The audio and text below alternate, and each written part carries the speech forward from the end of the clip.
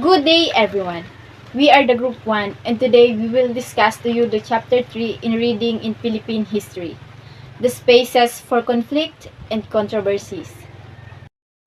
In this lesson, students are expected to interpret historical events using primary sources. Next, to recognize the multiplicity of interpretation that can be read from historical text. Also, to identify the advantages and disadvantages of employing critical tools in interpreting historical events through primary sources.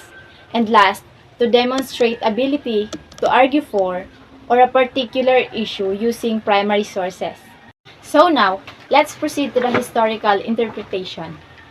The Code of Calintiao. Dato Bendera Calintiao is the third chief of Panay, born in Aklan, considered the first Filipino lawgiver. He promulgated in about 1433 a penal code, now known as Code of Calintiao, containing 18 articles. However, historian William Henry Scott called this a hoax in his book Pre-Hispanic Source Materials for the Study of Philippine History. Also, we have the Sa Aking Mga Kabata. It was written by an 8-year-old Jose Rizal. Ang hindi magmahal sa kanyang salita ay mahigit sa hayop at malansang isda. There is no evidence supporting Rizal's authorship of this poem. So now, we can see that historians utilize facts collected from primary sources of history and then draw their own readings so that their intended audience may understand the historical event, a process that in essence makes sense of the past. However, without the proper training, without a proper background, a non-historian interpreting a primary source may do more harm than good. The Code of Raha Kalanchaw was a supposed legal code in the epic history Maragtas that is said to have been written in 1433 by Dato Kalanchaw, a chief on the island of Negros in the Philippines. The code is now believed by many historians to have been a hoax and that it had actually been written in 1913 by Jose E. In 1990, Philippine historian Teodoro Agoncillo described the code as disputed document despite doubts on its authenticity. Some history texts continue to present it as historical fact. Code of Kalanchaw say, "You shall not kill, neither shall you steal, neither shall you do harm to the aged, lest you incur the danger of death. All those who infringe this order shall be condemned to death by being drowned in the river or in boiling water." When was the proclamation of the Code of Kalanchaw? It depicts the proclamation of the Code of Kalanchaw, said to be the first codification of laws in the Philippines before the Hispanic era, and enacted by Dato Bendahara Kalanchaw in the year 1433 on the island of Panay, discovered in a 2-volume work, Las Antiguas Legendas de las Islas de Negros.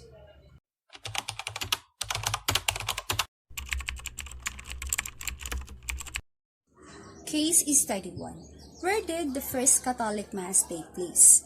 In this case, we will not focus on the significance of the site of the first Catholic Mass in the Philippines, but rather use it as a historical exercise in the utilization of evidence and interpretation in reading historical events. Butuan was long believed that the site of the first Mass took place in Butuan, Philippines, on April 8, 1521. Is the first arrival and celebration of the Mass toward the end of 19th century and start of 20th century. The first Mass was made for both Spanish and Filipino scholars. And there are two primary sources the historians refer to identifying the site of the first Mass. The first one is log, or the diary of Francisco Albo. The log kept by Francisco Albo. He is the one of the pilot in Magellan ship and also one of the 18 survivors who returned with Sebastian Elcano of the ship of Victoria. The second one is Antonio Pigafetta. Like Albo, he is also a member of Magellan expedition. We all know that Pigafetta is historians, he wrote so many books, particularly during the Magellan expedition. One of the Pigafetta's primary resources that used to cite the first Mass are Pigafetta's testimony on the route of Magellan expedition and Pigafetta and the 7 Days and Masuwa. Both of them, Francisco Albo and Antonio Pigafetta, eyewitness of the events, particularly the first Mass. Both of them coincide and collaborate each other, but Pigafetta give more detailed what did during their week-long stay in Masuwa. But using the primary sources, first Miguel A. Bernard in his work, Butuan or Limasawa, the first site of the first Mass in the Philippines, a re-examination of evidence in 1981, lays down that the argument that Pigafetta account is a crucial aspect of Butuan was not mentioned on the Agusan River. It is curious omission in the account of the river, which makes part of the distinct characteristic of Butuan geography that seemed to be too important to be missed. But later on, Pigafetta vividly described a trip in a river after Magellan's death. The survivor of his expedition went to Mindanao and seemingly went to Butuan. But this account already happened after Magellan's death. Case study number 2. What happened in the Cavite Mutiny? The year 1872 is a historic year of two events, the Cavite Mutiny and the martyrdom of the three priests, Mariano Gomez, Jose Borgus, and Jacinto Zamora, later on immortalized as Gomborza. These events are very important milestone in the Philippine history and have caused ripples throughout time, directly influencing the decisive events of the Philippine Revolution toward the event of the century. While the significance is unquestioned, what made this year controversial are the different sides to the story. A battle of perspectives supported by primary source. In this case study, we zoom into events of the Cavite Mutiny, a major factor in the awakening of nationalism among the Filipinos of that time. Good day, my name is Lea Feberidico and I will report about Corazon Aquino's speech before the joint session of the United States Congress. Maria Corazon Cory Coangco Aquino delivered her speech on September 18, 1986, almost 7 months after she became the 11th President of the Philippine Republic. Cory was the widow of late Benigno Ninoy Aquino Jr., the youngest governor to be elected in the Philippines and the youngest member of the Philippine Senate during that time.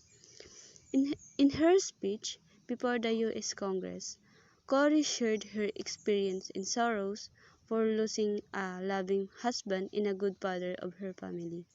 She provided a brief narration of how Marcos suspended the Philippine Constitution and shut down the Congress, which eventually led to Ninoy's exile and death, highlighting the cruelty he has experienced in the hands of the military and the dictator. And this is Cory's speech, and I will not read it to you because I know you have already insight about it. I find it extremely exciting the fact that democracy and freedom matter to the Filipinos more than their socio-economic situation. The people had strong values and beliefs that they would not let oppressors abuse their rights and privilege as citizens of the country. The power of peaceful protest is also rewarding and motivating, which inspires me to take good care of and give importance to the democracy I am enjoying right now. That's all, and thank you for listening.